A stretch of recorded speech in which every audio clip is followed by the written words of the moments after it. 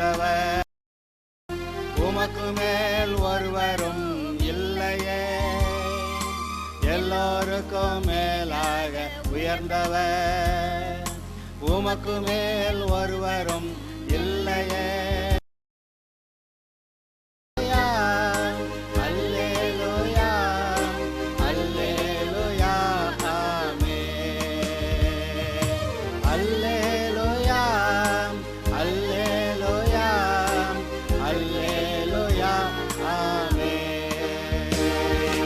ஒருவரால் சிருஷ்டிக்கப்படாமலே தாமாக என்றென்றும் இருப்பவர், ஒருவரால் சிருஷ்டிக்கப்படாமலே தாமாக என்றென்றும் இருப்பவர். அல்லேலூயா அல்லேலூயா அல்லேலூயா ஆமென்.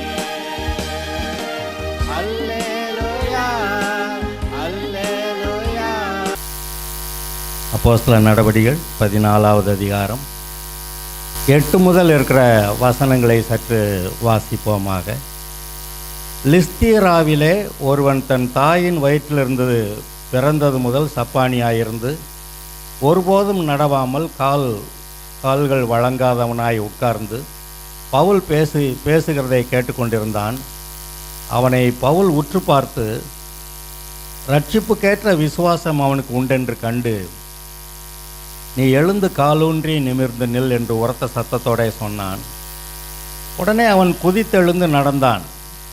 பவுல் செய்ததை ஜனங்கள் கண்டு, தேவர்கள் மனுஷ ரூபம் எடுத்து நம்மிடத்தில் இறங்கி வந்திருக்கிறார்கள் என்று லிக்கவோனியா பாஷையிலே சத்தமிட்டு சொல்லி பர்னபாவை யூபித்தர் என்றும் பவுல் பிரசங்கத்தை நடத்தினவனானபடியினால் அவனை மெர்க்கூரி என்றும் சொன்னார்கள்.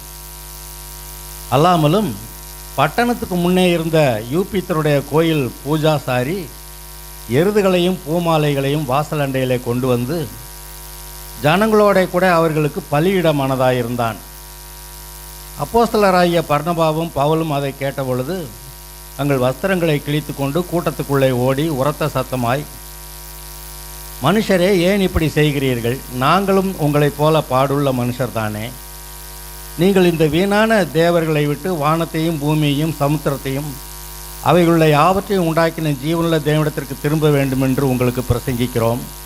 சென்ற காலங்களில் அவர் சகல ஜனங்களையும் தங்கள் வழியிலே நடக்க விட்டிருந்தும் அவர் நன்மை செய்து வந்து வானத்திலிருந்து மழைகளையும் செழிப்புள்ள காலங்களையும் நமக்கு தந்து ஆகாரத்தினாலும் சந்தோஷத்தினாலும் நம்முடைய இருதயங்களை நிரப்பி இவ்விதமாய் அவர் தம்மை குறித்து சாட்சி வழங்க பண்ணாதிருந்ததில்லை என்றார்கள். இப்படி அவர்கள் சொல்லியும் தங்களுக்கு ஜனங்கள் பலியிடாதபடிக்கு அவர்களை அமர்த்துகிறது அரிதாயிருந்தது.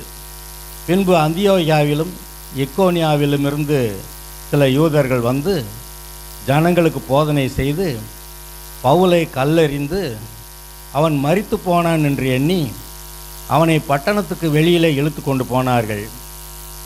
சீஷர்கள் அவனை சூழ்ந்து நிற்கையில் அவன் எழுந்து பட்டணத்துக்குள் பிரவேசித்தான். மறுநாளில் பர்னபாவுடனே கூட தெர்பைக்கு புறப்பட்டு போனான். அந்த பட்டணத்தில் அவர்கள் சுவிசேஷத்தை பிரசங்கித்து அநேகரை சீஷராக்கின பின்பு லிஸ்திராவுக்கும் இக்கோனியாவுக்கும் அந்தியோகியாவுக்கும் திரும்பி வந்து சீஷருடைய மனதை திடப்படுத்தி விசுவாசத்தில் நிலைத்திருக்கும்படி அவர்களுக்கு புத்தி சொல்லி, நாம் அநேக உபத்திரவங்களின் வழியாய் தேவனுடைய ராஜ்யத்தில் பிரவேசிக்க வேண்டும் என்று சொன்னார்கள். என்ன நடந்தது? லிஸ்திரா ஊரில் போய் சுவிசேஷத்தை பிரசங்கித்து கொண்டிருந்த போது பிறந்தது முதல் சப்பானியாக இருந்த ஒருத்தன் அவனுடைய முகத்தை பார்த்துருக்கிறான். ரட்சிப்புக்கேற்ற விசுவாசம் இவனுக்கு உண்டென்று கண்டு இயேசுவின் நாமத்தினால எழுந்துருன்னு சொல்லி அவனை எழுப்பி விட்டுட்டான். இதை கண்டு அந்த ஊர் ஜனங்கள் எல்லாரும் கடவுளை இறங்கி வந்துட்டாருன்னு சொல்லி இவங்க 2 பேருக்கும் பலியிடுறதுக்கு ரெடி ஆகிட்டாங்க.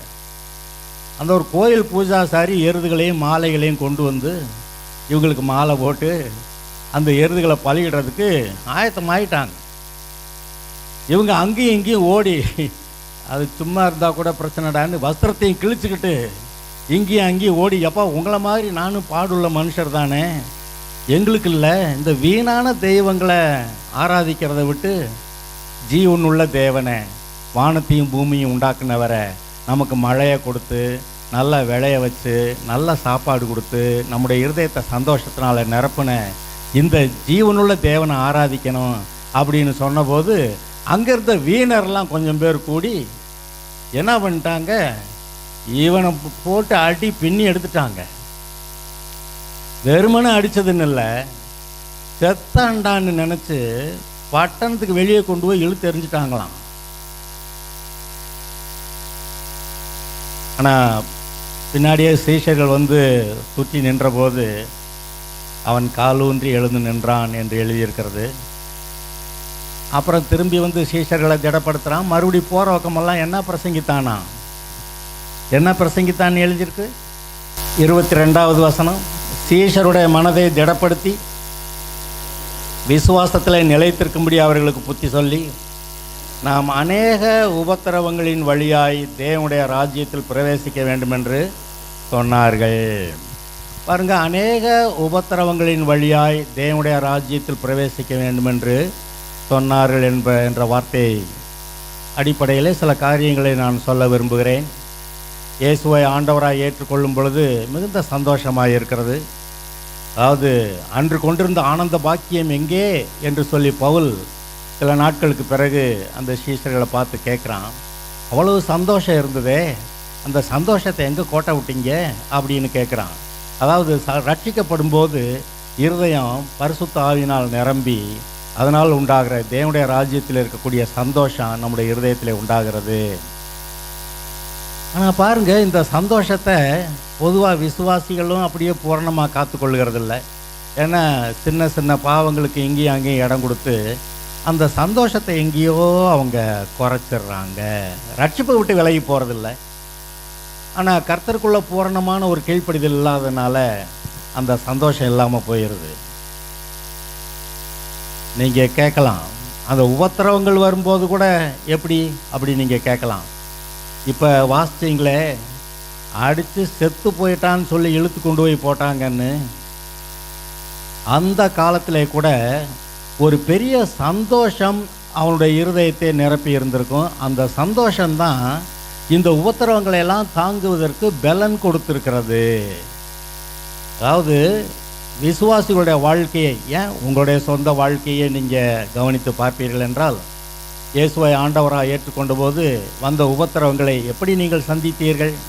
கர்த்தராகிய இயேசுவுக்காக வைராக்கியமாக, கர்த்தராகிய இயேசுவை ஏற்றுக்கொண்டதனால் வந்து எந்த உபத்திரவமாக இருந்தாலும் சரி நான் சந்திப்பேன் என்று சந்தோஷமாய் நீங்கள் அதை சந்தித்தீர்கள். ஒரு சந்தோஷம் உங்களுடைய இருதயத்தை நிரப்பியிருந்தது. அதாவது உங்களுக்கு வந்த உபத்திரவங்களை காட்டிலும் உங்களுடைய இருதயத்தில் இருந்த சந்தோஷம் அதிகமாக இருந்தது. ஹலோ,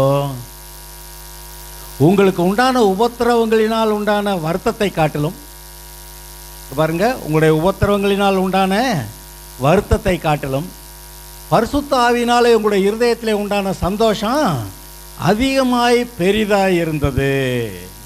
ஆதலால் தான் நிலைத்திருக்கிறோம். ஒவ்வொரு சூழ்நிலையிலும் உபத்திரவங்கள் வரும்போது இந்த உபத்திரவங்களினால் உண்டாகிற வருத்தங்கள் வேதனைகளை காட்டிலும் கர்த்தராகிய இயேசுவினால் இருதயத்திலே உண்டாகிற சந்தோஷம் மிகவும் பெரிதாக இருக்கிறது. ஆதலால் தான் இந்த சந்தோஷமே நம்மை தாங்கி கிறிஸ்தவ வாழ்க்கையிலே முன்னேற அது நம்மை உற்சாகப்படுத்துகிறது. பாருங்க, இதன் அடிப்படையில் இன்னொரு வசனம் சொல்கிறேன். 2 கொரிந்தியர் 2வது அதிகாரம் 14வது வசனம் முதல் கவனியுங்கள். பைபிள் வச்சுருக்கீங்களா? எடுத்து பாருங்க. கிறிஸ்துவுக்குள் எப்பொழுதும் எங்களை வெற்றி சிறக்க பண்ணுறாரா? உங்களை வெற்றி சிறக்க பண்ணுறாரா? வெற்றி சிறக்க பண்ணுவாரா? உங்களுக்கு இருக்கிற உபத்திரவங்களில் நீங்கள் அதை மேற்கொண்டு ஜெயித்து அந்த எல்லாவற்றிலும் பிசாசுடைய கிரியைகளை அழித்து உங்களை வெற்றி சிறக்க பண்ணுவாரா? உண்மையானவர் தானா? இவரை நம்பலாமா? ஓகே. கிறிஸ்துவுக்குள் எப்பொழுதும் எங்களை வெற்றி சிறக்க பண்ணி எல்லா இடங்களிலேயும் எங்களை கொண்டு அவரை அறிகிற அறிவின் வாசனையை வெளிப்படுத்துகிற தேவனுக்கு ஸ்தோத்திரம். என்ன செய்கிறாராம்? இவர்களை கொண்டு கர்த்தர் என்ன செய்கிறாராம்? அவரை அறிகிற அறிவின் வாசனையை வெளிப்படுத்துகிறார். தேவனை அறிந்து கொள்ளுகிற அறிவின் வாசனையை வெளிப்படுத்துகிறார். இன்றைக்கு நீங்கள் பேசும்போது ஜனங்கள் என்ன காண்கிறார்கள்? இவர்களுக்கு தேவனை பற்றி தெரிந்திருக்கிறது, இந்த தேவன் எவ்வளவு அன்புள்ளவர் என்று தெரிந்திருக்கிறது, தேவனுடைய கிரியைகள் என்ன என்று தெரிந்திருக்கிறது, தேவன் என்ன செய்கிறார், நமக்கு என்ன செய்கிறார் என்று தெரிந்திருக்கிறது.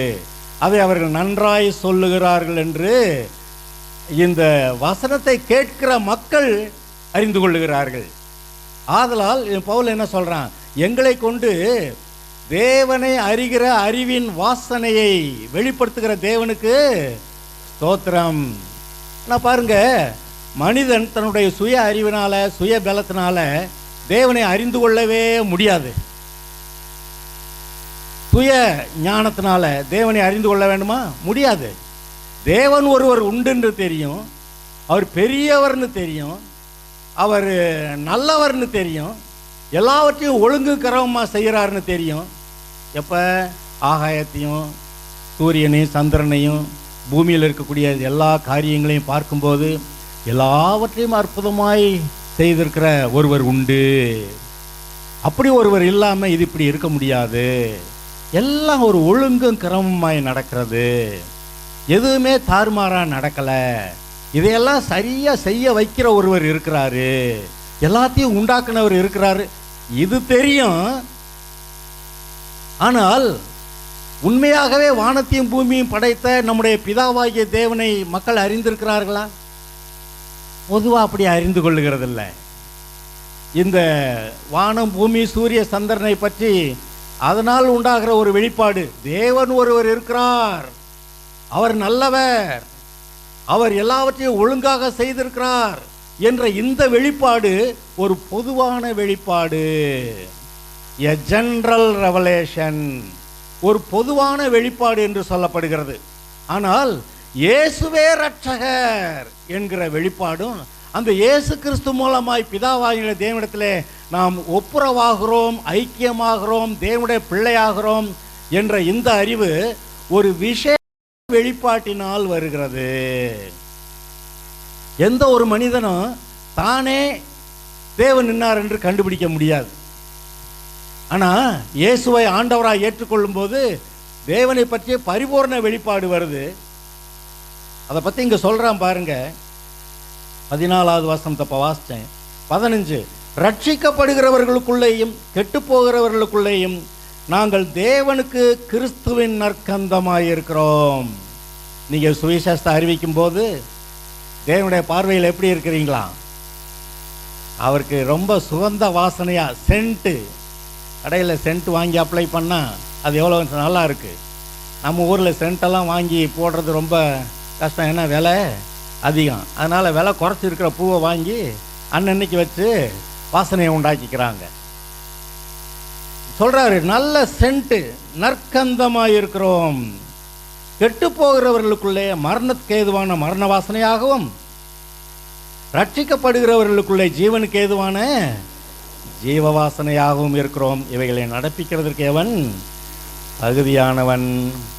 அநேகரை போல நாங்கள் தேவ வசனத்தை கலப்பாய் பேசாமல் துப்புரவாகவும் தேவனால் அருளப்பட்ட பிரகாரமாகவும் கிறிஸ்துவுக்குள் தேவ சந்நிதியில் பேசுகிறோம். இப்படி கிறிஸ்துவுக்குள் தேவனுடைய சந்நிதியில் வசனங்களை கரெக்டாக பேசுகிறதுனால என்ன நடக்குதான்? நீங்கள் சுவிசேஷத்தை அறிவிக்கும் போது கர்த்தருக்கு அது ரொம்ப ஸ்வீட் சென்டட், அந்த நல்ல வாசனையை போல அப்படி இருக்குதான். ஆனால் கேட்குற ஜனங்கள் ரட்சிக்கப்பட மாட்டேன் அப்படின்னு அவன் இருந்தான்னா அவனை பொறுத்த வரைக்கும் நீங்கள் எப்படிப்பட்டவங்களா இருக்கீங்களா? நியாய தீர்ப்பு வருது, எச்சரிக்கை அப்படின்னு சொல்கிறவங்களா இருக்கீங்களா? ஆனால் ரட்சிக்கப்படுகிறவங்களை பொறுத்த வரைக்கும், அவங்கள பொறுத்த வரைக்கும் நீங்கள் எப்படி இருக்கீங்களா? அவங்க ஜீவனுக்கு ஏதுவான ஜீவ வாசனையா நீங்கள் இருக்கீங்களா? பாருங்க, இதையே கர்த்தர் நமக்கு விலைக்கு சொல்கிறாரு.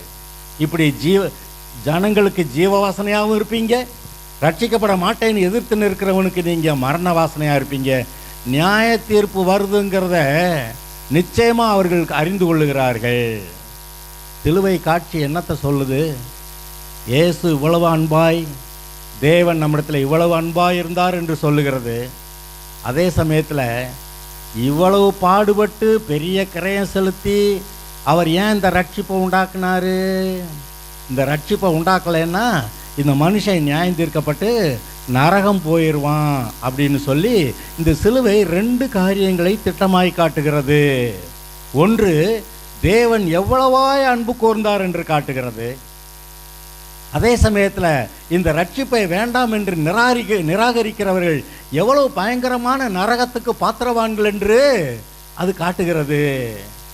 சும்மா எல்லாரும் சிலுவை எடுத்து கழுத்தில் மாட்டிக்கிட்டு போகிறதுல அதில் ஒரு பிரயோஜனமும் இல்லை. ஆனால் சிலுவை என்ன செய்தது அதை காட்டுவது நல்லது. நம்முடைய வாழ்க்கையில் அதை காட்டணும். சிலுவை போட்டுக்கங்க, செயின் செஞ்சு தங்கத்தில் சிலுவை செஞ்சு எல்லாம் போட்டுக்கிறவங்க போட்டுக்கங்க, இட்ஸ் குட், சந்தோஷம்தான். ஆனால் வாழ்க்கையிலே இந்த சிலுவை என்ன செய்கிறது என்று நீங்கள் உங்களுடைய வாழ்க்கையிலே காட்டுகிறவர்களாக இருக்கிறது தான் அதிக சந்தோஷமானது. இந்த சிலுவையை குறித்து சொல்லப்படும் போது எவ்வளவு உபத்திரவங்கள் வருகிறது என்று நீங்கள் சற்று யோசித்து பாருங்கள். பழைய ஏற்பாடு முழுவதும் நீங்கள் கவனித்து பார்ப்பீர்கள் என்றால், ஆதாம் பாவம் செய்த பிறகு இயேசு முதலாவது தீர்க்க தரிசனம் என்ன சொன்னார் தெரியுமா? ஸ்திரீயின் வித்தா வருகிற ஒருவர் பிசாசே உன் தலையை நசுக்குவார்னு சொன்னார். அவ்வளவுதான், எல்லாம் பிசாசுக்கு எல்லாம் விளங்கிருச்சு. ஸ்திரீயின் வித்தா, கன்னிகையின் வயிற்றில் ஒருத்தர் பிறந்து மனுஷனாக வந்து ஏன் தலையை நசுக்க வர்றாருன்னு சொல்லிவிட்டாரு. ரொம்ப கவனமாக இருந்து இந்த குறிப்பிட்ட இயேசுநாதர் வராதபடிக்கு என்னென்ன செய்யணுமோ அதெல்லாம் செஞ்சு அவர் வராதபடி தடுக்கணும் அப்படின்னு சொல்லி பழைய ஏற்பாடு முழுவதும் சாத்தானுடைய கிரியைகளை நீங்கள் பார்த்தீர்கள் என்றால், இப்படி ஒரு இயேசு வந்துவிடக்கூடாது, மனிதனுடைய பாவங்களுக்கு பரிகாரம் செய்துவிடக்கூடாது என்று அவன் மகா போராட்டமாய் போராடி இருக்கிறான். நோவா காலத்து வெள்ளம் ஏன் வந்தது? எல்லாரும் மனுஷனாக இருந்தால் தானே ஸ்திரீயின் வித்தா வருவார். மனுஷனாகவே இல்லாமல் தேவதூதருக்கும் மனுஷிகளுக்கும் பிறந்த சந்ததியாக உண்டாக்கி விட்டுறலாம். எப்படி இயேசு ஸ்திரீயின் வித்தா வருவார்னு பார்ப்போம் அப்படின்னு சொல்லி அவன் அந்த மாதிரி வேலை செஞ்சுட்டானா. கடைசியில் பாக்கி இருந்தது நோவாவும் அவன் மனையும் குடும்பம் மட்டும்தானா. அதனால் தேவன் எல்லாரையும் அழிக்க வேண்டியதாயிற்று. இதுக்கு மேலே விட்டாக்கா இந்த ஒரு குடும்பத்தையும் பிசாசு கெடுத்து விட்டான்னா என்ன செய்யறது? அந்த பிசாசு இந்த நோவா கூட குடும்பத்தை கெடுக்க முடியாமல் இருந்தது. ஏன்? நோவா தேவனோட கூட சஞ்சரித்து கொண்டிருந்தான். நோவா தேவனோட கூட சஞ்சரித்து கொண்டிருந்ததுனால மற்ற எல்லாரையும் அவன் ஒழித்து கட்ட முடிந்தது. நோவாவுடைய குடும்பத்தை அவன் கெடுக்க முடியல. கர்த்தர் பார்த்தாரு, நோவாவின் குடும்பத்தையும் நான் காப்பாற்றி இந்த மனுஷர்களை நான் தொடர்ந்து வைக்க போகிறேன், ஸ்திரீயின் வித்தா இயேசு வருவார் அப்படின்னு சொல்லி அவர் அந்த வேலையை செஞ்சுட்டு இருக்கிறார். மறுபடியும் பார்த்தீங்கன்னா சோதோம் குமாரா அழிச்சே விட்டார். இந்த மாதிரி மறுபடியும் இந்த பாவமாக செய்கிறீங்க அப்படின்னு சொல்லி அந்த பட்டணங்களை கர்த்தர் அழித்தார் என்று நீங்கள் பார்க்கிறீர்கள். அதற்கு பிறகு நீங்கள் பார்த்தீங்கன்னா கூடுமான வரை இந்த ஜனங்களை பாவம் செய்ய வைத்து பாகால்களை இந்த இஸ்ரவேலர் பின்பற்றினார்கள் என்று போட்டிருக்கு. பார்த்தீங்களா? ஏதாவது ஒரு விதத்தில் ஜனங்களை கெடுத்தரணும், இயேசுநாதர் வரவிடக்கூடாது என்று சொல்லி பிசாசு ஒவ்வொரு முறையும் பிரயாசப்பட்டதை நீங்கள் பார்க்கிறீர்கள். இஸ்ரவேலர் சிறைப்பட்டு அசீரியாவுக்கு போகிறாங்க, யூதா ஜனங்கள் சிறைப்பட்டு பாபிலோனுக்கு போகிறாங்க. அங்கே எதுவுமே ஒரு நல்ல சூழ்நிலையே இல்லை. ஆனாலும் காலம் நிறைவேறியது. அங்கே மரியாள் என்ற ஒரு கன்னிகையை கர்த்தர் கண்டுபிடித்தார். தன்னுடைய வார்த்தைக்கு கீழ்ப்படுகிற ஒரு பெண்ணை கண்டுபிடித்தார். அவர்கள் மூலமாக இயேசு பூமியிலே பிறந்தார்கள். இயேசு பூமியில் பிறந்தார். என்ன நடந்ததுன்னு நினைக்கிறீங்க? இயேசுவை கொலை செய்ய வேண்டும். முதல்ல இயேசுவை பிறக்க விடக்கூடாதுன்னு நினைத்தான். இயேசு பிறந்துட்டாரு, இப்போ இயேசுவை கொலை செய்யணும். ஏரோது விவரம் இல்லாமல் அந்த சாஸ்திரியெல்லாம் போய் ஏரோது அரண்மனையில் கேட்டுவிட்டாங்க, யூதருக்கு ராஜாவை பிறந்திருக்கிறவர் எங்கேன்னு சொல்லி. ஐயோ, நான் இல்லை ராஜாவாக இருக்கேன், இப்படி ஒருத்தர் பிறந்தாக்க என்ன ஆகிறது அப்படின்னு சொல்லி அவர் எங்கே இருக்கிறாருன்னு கேட்டு கொல்றதுக்கு அவன் ஏற்பாடு பண்ணிட்டான். மோசே பிறந்தபோது அங்கே என்ன, அந்த எகிப்து தேசத்தில் என்ன ஒரு ஒரு நம்பிக்கை, எகிப்தியர்களுக்கு ஒரு நம்பிக்கை, இந்த இந்த அடிமைகளை விடுதலை பண்ணுகிற டெலிவரர், இந்த அடிமைகளை விடுதலையாக்குற ஒருத்தன் எவனும் இங்கே வரப்போறானாமே, அந்த ஜோசியக்காரங்க அங்கே சொல்லிவிட்டானுங்க.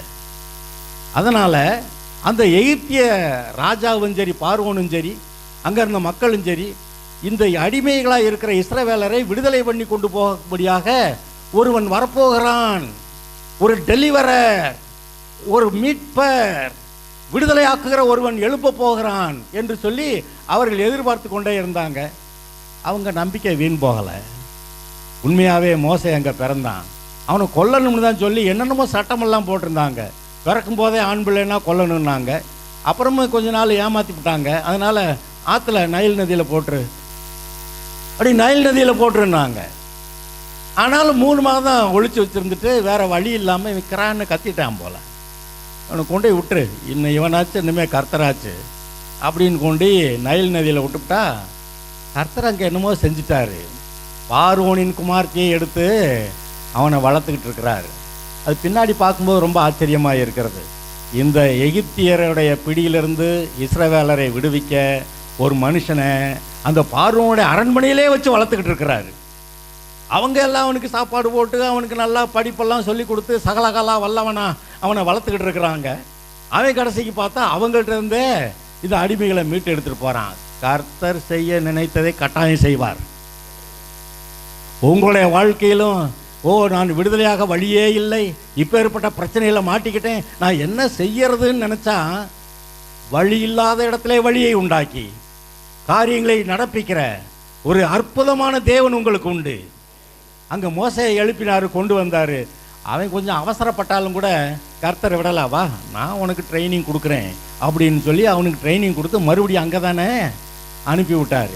இப்போ இந்த மோசையை பார்த்தா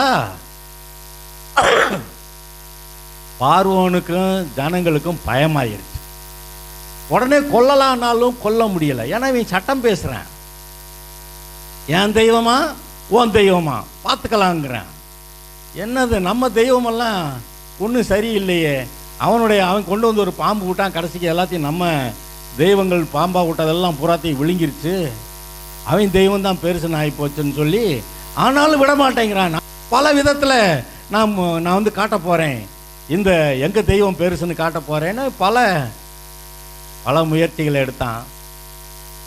கர்த்தர் பார்த்தார், இவனுக்கு ஒரு அளவுக்கு மேலே வாய்ப்பு கொடுக்கக்கூடாதுன்னு 10 வாதை காரியங்களில் 10ஆவதோட கணக்கு முடிஞ்சிருச்சு.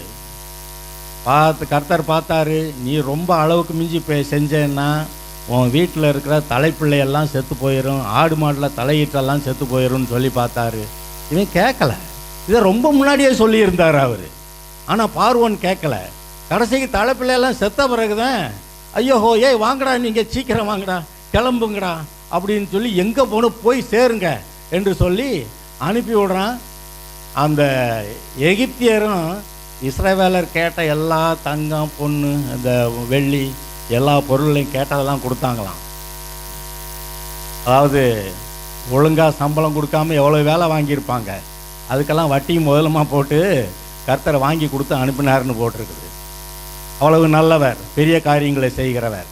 ஆனால் உபத்திரவங்கள் பார்த்தீங்களா, உபத்திரவங்கள் அங்கே இருந்தது. முடிவிலே ஜெயம் வருகிறது.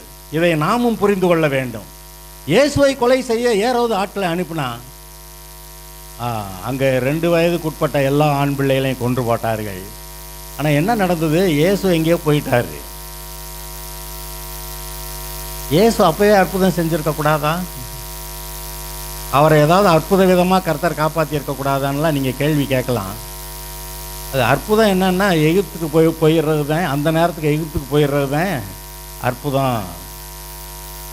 சவுல் ராஜா தாவீதை கொல்லணும்னு அவன் முயற்சி பண்ணானா. தாவீது என்ன செஞ்சான், வனாந்தரத்தில் இவன் குடியிருக்கிறான்.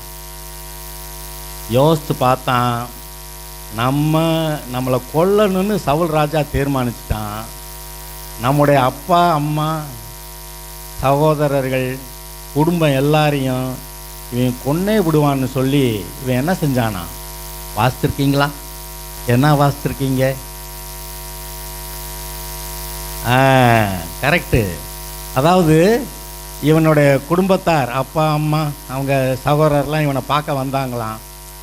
இந்த சவுல் எப்படியாவது கொல்ல பார்ப்பான்னு சொல்லி இந்த குடும்பத்தார் எல்லாரையும் மோவாபு ராஜாக்கிட்ட கூட்டிகிட்டு போய், அந்த காலத்தில் இவங்களுக்கு நல்ல உறவு இருந்திருக்கு, மோவாபு ராஜாக்கிட்ட கூட்டிகிட்டு போய் எனக்கு கர்த்தர் என்ன செய்வார்னு நான் அறியும் வரைக்கும் இவங்க உன்னுடைய பாதுகாப்பில் இருக்கட்டும்னு சொல்லி அந்த ராஜாவுடைய பாதுகாப்பில் விட்டுட்டு வந்தானா. இயேசுவும் கூட அவர் வளர்ந்து பெரியவராகும் வரைக்கும் அனானிமஸ், இவர் இன்னார் என்று அறியப்படாத நிலைமையிலே வளர்ந்தார். நாசரேத்தூரில் குடியிருந்த யோசேப்பு மரியாள் 2 பேரும் குடிமதிப்பு எழுத வேண்டிய அந்த நிர்பந்தமான சட்டம் வந்ததுனால, இப்போ டெலிவரி டைம் ஆச்சே, இப்போ போகலாமான்னா இல்லை போய் தான் ஆகணும் அப்படின்னு சொல்லி அவங்க கிளம்பி பெத்லகேம் வர்றாங்க. அவங்க என்ன ரொம்ப விவரமாக வந்தாங்க, இயேசு பிறக்க போகிறாரு, பெத்லகேமில் பிறக்கணும், அதனால் டெலிவரி டைமுக்கு பெத்லகேம் கிளம்பி வந்தாங்க? அப்படியெல்லாம் வரல. அவங்களுக்கு இருந்த நிர்பந்தத்தில் அவங்க கிளம்பி வர்றாங்க. இங்கே கிளம்பி வந்தால் பெத்லகேமில் டெலிவரி ஆயிடுச்சு. இயேசு பெத்லகேமிலே பிறந்தார். ஆக காரியங்கள் எல்லாவற்றையும் கர்த்தர் ஒன்று விடாமல் நிறைவேற்றுகிறார். நாம் மட்டும் உத்தம இருதயத்தோடு இருந்தோம்னா இவ்வளவு பாடுகளின் மத்தியிலே இயேசுவை நீங்கள் ஜனங்களுக்கு காட்டுவீர்கள். இந்த யோவான் ஸ்நானகன் செய்த ஊழியம் என்ன தெரியுமா? அவனை கடைசியில் கொண்டே விட்டாங்க. பார்த்தீங்களா? ஏரோது ராஜா யோவான் ஸ்நானகனை கொண்டே விட்டான். ஆனால் அவன் செய்த ஊழியம் என்ன தெரியுமா? எடுங்க பார்க்கலாம். யோவான் சுவிசேஷம் 1 அதிகாரம் 29 முதல். மறுநாளிலே யோவான் இயேசு தன்னிடத்தில் வர கண்டு, இதோ உலகத்தின் பாவத்தை சுமந்து தீர்க்கிற தேவ ஆட்டுக்குட்டி, எனக்கு பின் ஒருவர் வருகிறார், அவர் எனக்கு முன்னிருந்தபடியால் என்னிலும் மேன்மை உள்ளவர் என்று நான் சொன்னேனே, அவர் இவர்தான். நானும் இவரை அறியாதிருந்தேன். இவர் இஸ்ரவேலுக்கு வெளிப்படும் பொருட்டாக நான் ஜலத்தினாலே ஞான ஸ்நானம் கொடுக்க வந்தேன் என்றான். இவன் ஒரு வேலையை செஞ்சானா? இயேசுவானவர் இவர்தான் மேசியா என்று சொல்லி ஜனங்களுக்கு அறிமுகப்படுத்த வந்தேன்கிறான். அதை எப்படி செஞ்சானா? இவர் ஞானஸ்நானம் எடுத்தாராம். உடனே புறாவை போல பரிசுத்த ஆவியானவர் வந்து அவர் மேல் இறங்க கண்டேன்றான். இவர் தான் இயேசு அப்படின்னு சொல்லி உடனே அந்த யோவான் ஸ்நானம் என்ன அறிவித்தானாங்க? இதோ உலகத்தின் பாவத்தை சுமந்து தீர்க்கிற தேவ ஆட்டுக்குட்டின்னு ஒரு டிக்ளரேஷனை கொடுத்துட்டான். ஞானஸ்நானத்தை கொடுத்தான். உடனே பரிசுத்த ஆவியானவர் வந்து இறங்கினார். இதை பார்த்தவொடனே கர்த்தர் என்கிட்ட சொல்லி இருந்தார், யார் மேல் பரிசுத்த ஆவியானவர் வந்து இறங்க நீ காண்கிறாயோ அவர் தான் மேசியான்னு என்கிட்ட சொல்லியிருந்தார். இப்பொழுது நான் கண்டேன், இதோ இவர்தான் உலகத்தின் பாவத்தை சுமந்து தீர்க்கிற தேவ ஆட்டுக்குட்டி அப்படின்னு சொல்லிவிட்டான், டிக்ளேர் பண்ணிட்டான். ஆனால் அந்த ஜனங்கள் எந்த அளவுக்கு அதை கண்டாங்க, உணர்ந்தாங்க, புரிந்து கொண்டாங்க, அது கதை வேற. அவன் தொடர்ந்து கர்த்தருடைய ஊழியத்தை செய்து கொண்டிருந்தான். ஏரோதுகிட்ட போய் நீ உன் சகோதரனுடைய மனைவியை வைத்து கொண்டிருக்கிறாயே, இது என்ன இப்படிப்பட்ட பாவமாக இருக்கிறதுன்னு கேட்டபோது அவனுக்கு கொஞ்சம் வருத்தம் தான். இந்த மாதிரியெல்லாம் தன்னை பற்றி சொல்லிட்டானே, சாதாரண ஒரு பையன் வந்து நின்றுட்டு என்னையை பற்றி என் குடும்பத்தை பற்றி என்னை இவ்வளோ குறைவாக கேவலமாக சொல்லிட்டான் அப்படின்னு இவனாவது வருத்தத்தோடு விட்டுட்டான். சரி, ஒன்றும் செய்ய வேண்டான்னு. ஆனால் இவனுடைய அன்னை மனைவி அவனோட கூட வாழ்ந்தாலே அவள் பார்த்தா இவனை எப்படி கொன்னே விடுறது. ஏன் தன்னை பற்றி இந்த யோவான் ஸ்நானன் குற்றம் சொல்லிட்டான். என்ன குற்றம் சொல்லிட்டான்? யூ ஆர் அண்டர் ஜட்ஜ்மெண்ட், நீ நியாய தீர்ப்புக்கு ஏதுவாக இருக்கிறாய், இப்போ நிலைமையில் விட்டால் நீ நிச்சயமா நரகம் போயிடுவ அப்படின்னு சொல்லி, அதாவது விசுவாசிகள் பேசுகிற எல்லா வார்த்தையிலும் அங்கே நியாய தீர்ப்பும் அங்கே தொனிக்கிறது. இயேசுவை ஏற்றுக்கொள், அப்பொழுது நீ ரட்சிக்கப்படுவாய், பரலோகம் போகலாம் அப்படின்னு இவங்க சொல்லுவாங்க. சொல்லப்படாத ஒரு பகுதி என்ன இருக்குது? நீ அப்படி ஏற்றுக்கொள்ளலைன்னா உனக்காக நித்திய நரகம் ஒன்று உண்டு என்று சொல்லுகிறது.